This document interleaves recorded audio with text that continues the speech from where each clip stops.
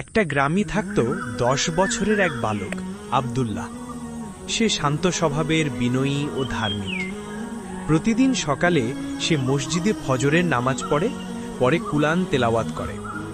তার মা সবসময় বলতেন, বাবা, আল্লাহ আমাদের প্রতিটি কথা শুনেন, প্রতিটি কাজ দেখেন, তাই কোনো মিথ্যা বলা যাবে না।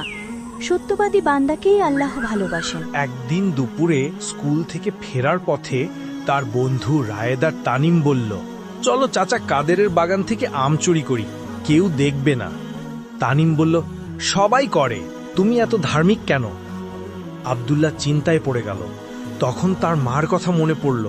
সে বলল, না, চুরি হারাম, আমি আল্লাহকে ভয় করি।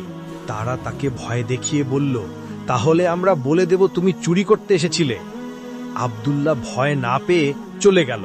সে একাকী হলেও আল্লাহর উপর ভরসা রাখল। ফেরার পথে এসে দেখে এক বৃদ্ধ হেঁটে হেঁটে ক্লান্ত হয়ে মাটিতে বসে গেছে। আব্দুল্লাহ জিজ্ঞেস করল, চাচা আপনি কি ঠিক আছেন? বৃদ্ধ বলল, বাবা, একটু পানি আনতে পারবে? পানির অনেক তেষ্টা পেয়েছে। আব্দুল্লাহ দৌড়ে গিয়ে নিজের বোতলে পানি এনে দিল। বৃদ্ধ দোয়া করলেন, আল্লাহ তোমাকে হেফাজত করুন, সত্যবাদীদের সাথেই রাখুন। সন্ধ্যায় আব্দুল্লার কাছে গ্রাম পুলিশ এসে বলল, তুমি কি আজ কাদের চাচার বাগানে গিয়েছিলে? আম গাছের ডাল ভাঙা। আব্দুল্লাহ বলল, না চাচা, আমি গিয়েছিলামই না। আমার বন্ধুরা আম চুরি করতে বলেছিল, আমি মানা করে চলে আসি। তারা বলল, তোমার মা কি জানে? মা এসে বললেন, আমার ছেলে মিথ্যে বলে না, আমি তাকে সত্যি বলার শিক্ষা দিয়েছি। সে খুব ভালো ছেলে, সবসময় মানুষের উপকার করে, কারো কোনো ক্ষতি করে না কখনো। বৃদ্ধ চাচা ঘটনাচক্রে সেখানে ছিলেন। তিনি বললেন, এই ছেলেটিই তো আমাকে পানি দিয়েছিল, চুরি করতে সময়ই ছিল না তার।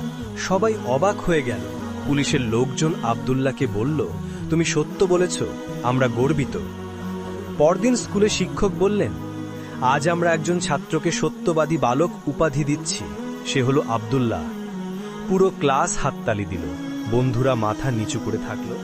সত্য মানুষকে জান্নাতের পথে নিয়ে যায়,